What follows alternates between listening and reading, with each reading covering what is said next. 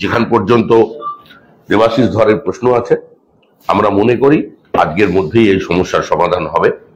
কারণ ভারতের সর্বোচ্চ আদালত সুপ্রিম কোর্টের একদম স্পষ্ট নির্দেশ আছে যে নো ডিউ সার্টিফিকেট কে ভিত্তি করে কারোর মনোনয়ন বাতিল করা যায় না। ডিউজ আছে কি ডিউজ নেই, তার থেকে বড় প্রশ্ন হলো যে তার কাছে কি কোনো ডিমান্ড প্লেস করা হয়েছে। এটাই হচ্ছে মূল বিষয়। যখন তার কাছে কোনো ডিমান্ড প্লেস করা হয়নি, রেজিগনেশনের সময় তাকে কোনো ইন্টিমেশন দেয়া হয়নি, এবং সেটা ক্লিয়ার হয়ে যাবার পরে পরিকল্পিতভাবে আজকে আমার ওখানকার যিনি ডিএম আছেন তিনি আগে থেকে কাগজ সই করে এনে সামনের টেবিল করে তার মনোনয়ন পত্র বাতিল করে দিলেন। আমরা বিশ্বাস করি মহামান্য আদালত সুপ্রিম কোর্টের নির্দেশানুযায়ী এই বিষয়টি সমাধান করবেন এবং ওই কেন্দ্র থেকে দেবাশিস ধরই নির্বাচনে প্রতিদ্বন্দ্বিতা করবেন। কিন্তু সমীক্ষা দেবতনু ভট্টাচার্য তিনি ভিক্টরি সাইন দেখাতে পেরেছেন এবং তিনি বলছেন যদি বিজেপির তরফ থেকে বলা হয় আমি ওই কেন্দ্র থেকে বিজেপির হয়ে প্রতিদ্বন্দ্বিতা করবো, এবং অনুপ সাহা তাকে পাশে বসে সিউড়ি যে আপনাদের জেলা কার্যালয় সেখান থেকে তিনি রিয়াকশন দিচ্ছেন, তিনি বলছেন যে তিনি এবার বিজেপির প্রার্থী। না, তিনি একথা বলেননি। তিনি বলেছেন দলের পক্ষ থেকে যদি কোনো সমস্যা তৈরি হয়, কারণ চক্রান্তের রাজনীতির মধ্যে সমস্ত ব্যবস্থা করে রাখতে হয়, সেজন্য দেবতনু ভট্টাচার্যকে ওখানে নমিনেশন করিয়ে রাখা হয়েছে। ভিক্টরি সাইনটা দেখিয়েছেন বিজেপি জিতছে এবং বীরভূমে বিজেপি প্রার্থী জিতবে। পার্টি উনি বলেছেন পার্টি যখন যেটা বলবে সেটা আমি করব। আমরা বিশ্বাস করি যে এই নমিনেশন শেষ মুহূর্ত পর্যন্ত বাতিল হবে না। দেবাশিস ধরই নির্বাচনে প্রতিদ্বন্দ্বিতা করবেন। যদি শেষ মুহূর্তে কোনো কিছুর অসুবিধা হয় তাহলে তাকে নমিনেশন করিয়ে রাখা হয়েছে। কিন্তু আবার বলছি, আমরা বিশ্বাস রাখি মহামান্য আদালতের উপরে, কারণ সংবিধানের ব্যাখ্যাকর্তা হচ্ছে সুপ্রিম কোর্ট, তো তারা হচ্ছে সর্বোচ্চ বডি। সেখানে সুপ্রিম কোর্ট যেখানে নির্দেশ দিয়েছেন, ক্লিয়ার নির্দেশ আছে অরুণাচলের একটি মামলায়, এবং সাম্প্রতিক নির্দেশ একদম 9 এপ্রিল 2024 সর্বশেষ নির্দেশ এই সম্পর্কিত, সেখানে ক্যাটেগরিক্যালি বলে দেওয়া আছে নো ডিউ সার্টিফিকেট ওপর ভিত্তি করে কারোর মনোনয়ন বাতিল করা যায় না। আমি আশা করব মহামান্য হাইকোর্ট এই নির্দেশই বহাল রাখবেন এবং দেবাশিস ধরই নির্বাচনে বীরভূম কেন্দ্র থেকে প্রতিদ্বন্দ্বিতা করে দিল্লি যাবেন। বুঝলেন কেসটা? দিদিমণি এবং দিদিমণির দলবল কিরকম ভয় পেয়েছে, হারের ভয়ে কিরকম থরথরানি লেগেছে। অর্থাৎ 42টা আসনই দিদিমণি প্রার্থী, দিদিমণি 42টি আসনে জিতে দেশের প্রধানমন্ত্রী হবেন, বাংলায় বিজেপি বহিরাগত, বিজেপির কোনো ক্যান্ডিডেট নেই, কাউকে খুঁজে পাওয়া যাচ্ছে না, এইসব ঢপের চপের কীর্তন এখন অতীত।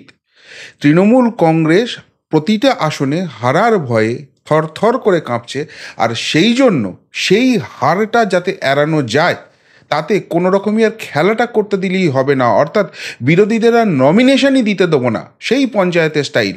আর সেই কাজে দলদাস চটিচাটা যারা আধিকারিক রয়েছে তাদেরকে নিয়ম বহির্ভূতভাবে জোর করে কাজে লাগানো হবে এবং সেখানে কনস্পিরেসি করা হবে। কিন্তু সেই জিনিস করতে গিয়ে আলটিমেটলি আরও অনেক কিছু যে এক্সপোজ হয়ে গেল, দিদিমণি এবং দিদিমণির দলের যে কতখানি হাঁড়ির হালের অবস্থা হয়েছে, এবং যে সমীক্ষা রিপোল সমীক্ষা দেখা যাচ্ছিল তার থেকেও যে ভয়ঙ্কর ভরাডুবি রেজাল্ট হতে চলেছে এই শাসক দলের, তা কিন্তু আজকের পর স্পষ্ট হয়ে গেল। কি ঘটনা, কেন, কোথায়, কিভাবে স্পষ্ট হলো, তার সমস্তটা ব্যাখ্যা করব। শেষ অবধি শুনুন এই প্রতিবেদন। নমস্কার, প্রিয়বন্ধু মিডিয়ায় আপনাদের স্বাগত এবং আপনারা দেখছেন প্রিয়বন্ধু বাংলা, সত্যের সন্ধানে সর্বদা আমি শুদ্ধশীল। বন্ধুরা, গতকালই একটি খবর সামনে আসে যে বীরভূম আসনের যে প্রার্থী রয়েছে সেখানে বিজেপি একজন নয় দুজনকে নমিনেশন করিয়েছে।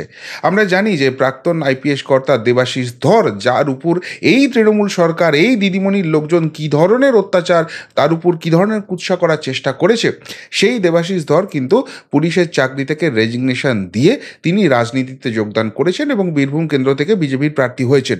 এবং যেভাবে তিনি প্রচারে ঝড় তুলছেন, যেভাবে বীরভূমের মানুষের পাশে দাঁড়াচ্ছেন এবং বীরভূমের মানুষ তার পাশে দাঁড়াচ্ছে, এবার এই কেন্দ্রে দেবাশিস ধরের জয় কার্যত নিশ্চিত, এমন কিন্তু অনেক ভোট সমীক্ষকই বলতে শুরু করে দিয়েছেন।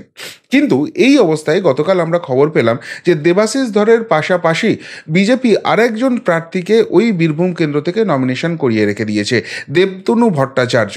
এবং সেই জায়গা থেকে গতকাল অনুপ্রাণিত মিডিয়া অনেক প্রশ্ন তুলতে শুরু করে দেয়, তাহলে কি দেবাশিস ধরের বিরুদ্ধে বিদ্রোহ হচ্ছে, এই করে মানুষকে ঘুলিয়ে দেওয়ার চেষ্টা করে। আমরা এই খোঁজখবর নিচ্ছিলাম এবং সেই জায়গা থেকে একটা ছবি স্পষ্ট হয়ে যায় যে ইন্টারনাল বেশ কিছু খবর এসছে, মানে এই দিদিমণির টিমের লোকজন যারা দিদিমণির হয়ে খেলছে বলে দিদিমণি মনে করছেন, সেই দিদিমণির লোকজনই বিজেপিকে খবরটা দিয়ে দিয়েছে যে এই দেবাশিস ধর এই কেন্দ্রে এবারে প্রার্থী হলে আর তাদের সাংসদ জিতবে না, সেটা স্পষ্ট। সেই জন্য তার নমিনেশন যেন তেন প্রকারেণ ক্যান্সেল করা হবে এবং সেটার জন্য অনেক নোংরা খেলা চলছে। আপনারা কিন্তু ব্যাকআপ প্ল্যান তৈরি করুন। এই খবর পাওয়ার পরই কিন্তু বিজেপি ব্যাকআপ ক্যান্ডিডেট তৈরি করে রেখে দেয়। যেমনটা 2019 সালেও হয়েছিল, আপনাদের মনে থাকবে, রানাঘাট কেন্দ্রে সেই সময় মুকুটমণি অধিকারীকে কিন্তু প্রার্থী করতে চেয়েছিল বিজেপি, কিন্তু সেই সময় তাকে আটকে দেওয়ার চেষ্টা করা হচ্ছিল, তো জগন্নাথ সরকারকে ডামি প্রার্থী করে রাখা হয়েছিল। শেষ পর্যন্ত মুকুটমণি অধিকারীকে কিন্তু রিলিজ করে না রাজ্য সরকার এবং সেই জায়গা থেকে জগন্নাথ সরকার লড়েন এবং তিনি প্রার্থী হন। ফলে তৃণমূলকে খোলা মাঠ ছেড়ে দেওয়ার কোনো তো প্রশ্নই নেই। বিজেপি কিন্তু এই দেবাশিস ধরের পাশাপাশি দেবতনু ভট্টাচার্যকেও কিন্তু সেখানে নমিনেশন ফাইল করতে বলে এবং যথারীতি আজকে দেখা গেল যখন সেই নমিনেশন স্ক্রুটিনি হচ্ছে, তখন হরিদাস পাল ডিএম, মানে যিনি ওখানকার রিটার্নিং অফিসার বেসিক্যালি, যাকে বলা হচ্ছে যে তিনি মমতা বন্দ্যোপাধ্যায়ের অনুপ্রেরণায় নিয়ম বহির্ভূতভাবে কাজ করছেন, তিনি যথারীতি সেই কাজটি করেছেন। বলা হচ্ছে এই দেবাশিস ধর যখন চাকরি ছেড়েছিলেন তখন তিনি রাজ্য সরকারের কাছ থেকে নো ডিউজ সার্টিফিকেট পাননি, আর সেই কারণেই তার নমিনেশন ক্যান্সেল করে দেওয়া হলো এই নো ডিউজ সার্টিফিকেট না জমা দেওয়ার জন্য। এখন প্রবলেম যেটা হচ্ছে যে আপনি যখন কেন্দ্রীয় সরকার বা রাজ্য সরকারের কোনো গুরুত্বপূর্ণ পদ থেকে চাকরি ছাড়েন, বা যে কোনো, মানে সেটা বেসরকারি ক্ষেত্রেও হয়, সেখানে আপনার কোম্পানির কাছ থেকে নো ডিউজ সার্টিফিকেটটা আপনাকে নিয়ে নিতে হয়। কেন নিয়ে নিতে হয়? কেননা এই কোম্পানিতে বা এই জায়গায় চাকরি করার সময় অনেক কিছু আপনাকে হয়তো কোম্পানির জন্য বা সেই কাজের জন্য কেনাকাটি করতে হয়েছে এবং সেটা আপনি কিছু বই টই নিয়েছেন, কোনো কিছুই নিয়েছেন, সেগুলো আপনি যথারীতি যা নিয়েছিলেন সেগুলো সমস্ত কিছু হিসেব সেই কোম্পানি বা সেই সংস্থাকে আপনি বুঝিয়ে দিয়েছেন। এটা কিন্তু খুব বেসিক রুল। এবং 29শে মার্চ যখন দেবাশিস ধর রেজিগনেশন দেন, তিনি সরাসরি রাষ্ট্রপতির কাছেও তাকে রেজিগনেশন দেওয়া হয়েছে এবং রাষ্ট্রপতির তরফ থেকে একটি নোট সেখানে চলে আসে, যেখানে রাজ্য সরকারকে বলা হয় যে আপনাদের তরফ থেকে যদি কোনো আয় ব্যয়ের ব্যাপার থাকে, মানে আপনারা দেবাশিস বাবুর কাছ থেকে পান বা দেবাশিস ধর আপনাদের কাছ থেকে পান, যেটাই হোক সেটা সেটেলমেন্ট করে তাকে রিলিজ করে দেওয়া হোক। রাষ্ট্রপতি তার কিন্তু অ্যাকসেপ্টেন্স করেন। এখন 29শে মার্চ থেকে এটা 26শে এপ্রিল, প্রায় 1 মাস হয়ে গেছে। রাজ্য সরকার আজ অবধি দেবাশিস ধরের কাছ থেকে কোনো কিছু ডিউজ আছে কি না সেইটা নিয়ে কোনো ডিম্যান্ড প্লেস করেনি। আর আজকে বলছে যে রাজ্য সরকার সেই নো ডিউ সার্টিফিকেটটা দেয়নি, এই জন্য নাকি দেবাশিস ধর ভোটে লড়তে পারবেন না। এবার যেটা মুশকিলের ব্যাপার হচ্ছে সেটা হচ্ছে সুপ্রিম কোর্টের কিন্তু এই নিয়ে ইতিমধ্যেই সুনির্দিষ্ট একটি রায় আছে, সেটা হচ্ছে যে নো ডিউজ সার্টিফিকেট না থাকলে কাউকে ভোটে লড়তে দেওয়া যাবে না, তার নমিনেশন ক্যান্সেল করে দিয়ে যাবে, এরকম ঘটনা কিন্তু নয়। কেননা যদি এখনও অবধি তার নো ডিউজ সার্টিফিকেট না থাকে, যে কোনো মুহূর্তে তাকে প্লেস করা যেতে পারে এবং তিনি সেটা সেটেলমেন্ট করে দেবেন। সুতরাং এটা এমন কোনো বড় ইস্যু নয় যার জন্য কারোর নমিনেশন আটকানো যাবে। অথচ অনৈতিকভাবে মমতা বন্দ্যোপাধ্যায়ের দলদাস এই ডিএম কিন্তু সেই কাজটিই করেছেন বলে বিজেপির তরফ থেকে অভিযোগ উঠেছে। এখন এটা নিয়ে ইতিমধ্যেই দেবাশিস বাবু এবং বিজেপি আদালতে গেছেন এবং ইতিমধ্যেই এই নিয়ে বেশ কিছু মামলা আছে যেখানে সুপ্রিম কোর্টেরও রায় আছে। সুতরাং সেই জায়গা থেকে তার নমিনেশন শেষ পর্যন্ত এই চটিচাটা দলদাসরা ক্যান্সেল করতে পারবে না, এটা কার্যত নিশ্চিত হয়ে গেছে। কিন্তু আবারও আদালতের ব্যাপার, যতক্ষণ পর্যন্ত সেটা না হচ্ছে সেই জায়গাটা তো কিছু বলার জায়গা নেই এবং সেটার জন্য কিন্তু অলরেডি ব্যাকআপ প্ল্যান তৈরি করা আছে বিজেপির। যদি এই আদালত নির্দেশ দিয়ে দেয় যে এই নো ডিউজ সার্টিফিকেটের জন্য দেবাশিস ধরের নমিনেশন ক্যান্সেল করা যাবে না, তাহলে তিনিই প্রার্থী। আর যদি সেটা না হয়, যদি মামলায় দীর্ঘ সময় লাগে, তাহলে সেক্ষেত্রে দেবতনু ভট্টাচার্য প্রার্থী। কিন্তু যেটা মানে মূল কথা, যেটা মেন জায়গাটা আজকে এক্সপোজ হয়ে গেল, এই শয়তানি করতে গিয়ে তৃণমূল কংগ্রেসের ভেতরে যে ব্যাপারটা সামনে চলে এলো, সেটা কিন্তু আরও শিরোপীড়ার কারণ হবে। নাম্বার 1, দেখুন, এই যে নমিনেশনটা ক্যান্সেল করা হবে এবং সেটার জন্য ব্যাকআপ প্ল্যান হিসেবে দেবতনু ভট্টাচার্যকে দাঁড় করানো হবে, এটা তো নিশ্চিতভাবে ওই ভেতর থেকে কেউ খবরটা দিয়ে দিয়েছেন। সেই কারণেই তো তারা ব্যাকআপ প্ল্যানটা করে রেখে দিয়েছেন। অর্থাৎ যে প্ল্যানগুলো হচ্ছে, যে শয়তানি প্ল্যানগুলো হচ্ছে, সেগুলো যে শয়তানি এবং এগুলো আটকানো দরকার, এই আপদগুলোকে ঝেঁটিয়ে বাংলা থেকে তাড়ানো দরকার, এটা কিন্তু তাদের হয়ে যারা কাজ করছেন, তাদের ভেতরে যারা আছেন তারাও রিয়ালাইজ করছেন, এবং যারা এই কাজটা সবথেকে ভালো করতে পারে তাদেরকে কিন্তু সেই খবর দিয়ে দিচ্ছেন। সুতরাং দিদিমণির দল যতই যা প্ল্যান করুক, যতই যা শয়তানির চেষ্টা করুক, আলটিমেটলি কিন্তু সেটা সাকসেসফুল হবে না। অন্তত এই নির্বাচনে সেটা ইতিমধ্যেই প্রমাণিত হয়ে গেছে। 2 নম্বর, এই জিনিসটা করার দরকার হয়ে পড়লো কেন? আমরা তো শুনেছিলাম যে সাংসদ নাকি সেখানে 3 বারের সাংসদ, তিনি দারুণ কাজ করেছেন, তার উপরে মমতা বন্দ্যোপাধ্যায়ের মুখ আছে, মানুষ ওই 500 টাকা 1000 টাকার ভাতা ভিক্ষা পেয়ে দারুণ খুশি।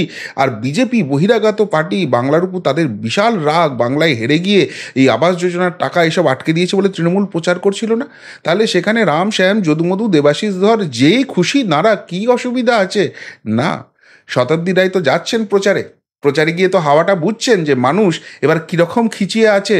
সবথেকে বড় কথা, যাদেরকে ডিভিডেন্ড ভোট ব্যাংক মনে করেছিল তৃণমূল কংগ্রেস, দুধেল গায়ে সেটা দিয়েছিল লেবেল, সেই সংখ্যালঘু ভাই বোনেরা তারাও কিন্তু ভাবতে শুরু করে দিয়েছেন যে এই তৃণমূল থাকা মানে আপদ বিপদ বাড়বে, তাদের কোনো সুরাহা হবে না, এরা শুধু ভোট রাজনীতি করতে জানে, এবং তার ফলে সামগ্রিকভাবে ক্ষতিটা তাদেরই হচ্ছে। আর তাই বারবার মেজাজ হারাচ্ছেন শতাব্দী রায়, ইডিয়েট শব্দ বেরিয়ে যাচ্ছে মুখ দিয়ে, গিয়ে যাচ্ছে তাই ব্যবহার করছেন। কিন্তু যেটা বুঝছেন যে এবারে তো আর লুটপাটের ভোট হবে না, কেষ্ট মোড়ল তো আর ওখানে নেই, তাই কেষ্ট মোড়লের ভয় ফিরিয়ে আনার চেষ্টা করেছেন খোদ মমতা ব্যানার্জি। বলেছেন নাকি ভোটের পর কেষ্ট মোড়ল আবার ফেরত আসছে জেল থেকে, যে কেষ্ট মোড়ল এতদিন ধরে তিহারের মাটিতে গড়াগড়ি খাচ্ছে, ছাড় পাওয়ার কোনো সুযোগ নেই, সারা জীবনটা, বাকি জীবনটা জেলে কাটাতে হবে, এমন সম্ভাবনা উজ্জ্বল হচ্ছে। সেই কেষ্ট মোড়লের আতঙ্ক ফিরিয়ে আনার চেষ্টা করছেন, অর্থাৎ বার্তাটা দেওয়ার চেষ্টা করছে, বাবু যেরকম করে কেষ্ট মোড়ল ভোটটা করতো লুটপাটের ভোট, সেইভাবেই এবারে হবে, যদি না করো কেষ্ট মোড়ল কিন্তু ফেরত আসছে। এবং তারপর ওই গুড় বাতাসা চরমের হাড় হিম করা সন্ত্রাসের ছবি আবার বীরভূমবাসী দেখতে পাবে। আর বীরভূমবাসী এটাই নিশ্চিত করতে চাইছে এই কোনো কেষ্ট মোড়ল এবং তার কোনো অনুপ্রেরণা দেয়নি যেন বীরভূমের মাটির আশেপাশেও না আসে। এদেরকে এবার একটা সুযোগ পাওয়া গেছে, বিদায় করতেই হবে। আর সেই জায়গা থেকেই ভয়টা আরও চেপে বসছে। এই ভয় দেখিয়েও যে কাজ হয়নি সেটাও স্পষ্ট হয়ে যাচ্ছে। আর একটা জায়গাও আমি বলবো, কেষ্ট মোড়ল যাওয়ার পর যাকে নিয়ে সবথেকে বেশি আশায় বুক বেঁধেছিল তৃণমূল কংগ্রেস, সেই কাজল শেখকে নিয়ে কি করবে, খাবে না মাথায় দেবে সেটাই বুঝতে পারছে না। একবার কোর কমিটিতে নিয়ে আসছে, একবার ধাঁতানি দিচ্ছে, একবার বার করে দিচ্ছে, আবার নিয়ে আসছে, অর্থাৎ আলটিমেটলি ছন্ন ছাড়া একটা অবস্থা। আর সেই জায়গায় দেবাশিস ধরের মতো দাপুটে প্রার্থী, যিনি এসে স্পষ্টভাবে দিক নির্দেশ দেখাচ্ছেন বীরভূমবাসীকে যে আগামী 5 বছরে তিনি কি করতে পারেন, এই বীরভূমকে কিভাবে ঢেলে সাজানো যেতে পারে, যে দেবাশিস ধর বীরভূমেই পড়ে থাকবেন, বীরভূমের লাল মাটিকে অন্য একটা উন্নয়নের জায়গায় নিয়ে যাবেন বলে স্বপ্ন দেখাচ্ছেন। আর মানুষ সেটা বিশ্বাস করছে, নরেন্দ্র মোদীর স্বপ্নে তারা স্বপ্ন মেলাতে রাজি আছে। আর সেটা বুঝেই কিন্তু এই ধরনের শয়তানি শুরু হয়ে গেছে। কিন্তু সেইটা করে কি আলটিমেটলি কোনো লাভ হবে? আদালতে গেছেন দেবাশিস বাবু, আদালতে গেছে বিজেপি, নিশ্চিতভাবে সেখানে সুষ্ঠু সমাধান পাবেন, কেননা এই আদালতই তো একমাত্র এখন আমাদের ভরসার জায়গা হিসেবে বেঁচে আছে। না হলে এই অপদার্থগুলো শাসকের আইনটাকে জোর করে, জঙ্গল রাষ্ট্রকে জোর করে বঙ্গবাসীর উপর চাপিয়ে দিত। তো সুতরাং সেখান থেকে নিশ্চিতভাবে সুরাহা আসবেই। কিন্তু সেই সুরাহা আসুক না আসুক, বীরভূমে যে হারের আতঙ্কে ছটফট করছে তৃণমূল কংগ্রেস, খোদ দিদিমণি, সেটা কিন্তু আজকের পর স্পষ্ট হয়ে গেল। আর এরপর বীরভূমবাসীও বার্তাটা স্পষ্টভাবে বুঝে গেল যে ভোটের দিন যে সুযোগটা আসবে সেটাকে কিন্তু সদ্ব্যবহার করতে হবে। আর এই আপদ বিপদগুলোকে বীরভূমের বাইরে, পশ্চিমবঙ্গের বাইরে ছুঁড়ে ফেলার ওই একটাই সুযোগ পাওয়া যাবে। আর সেই ছবিটা বুঝেই কি এই ধরনের চেষ্টা হচ্ছে? তাতে আখের আরও বেশি ক্ষতি করে ফেললো না নিজেদের শাসক দল? আপনারা কি মনে করেন? উত্তরটা অবশ্যই কমেন্ট বক্সে কমেন্ট করে জানাবেন। এখনকার মতো এখানেই শেষ করলাম, ফেরত আসছি নতুন প্রতিবেদন নিয়ে খুব তাড়াতাড়ি। ভালো থাকবেন, সাথে থাকবেন, পাশে থাকবেন। নমস্কার।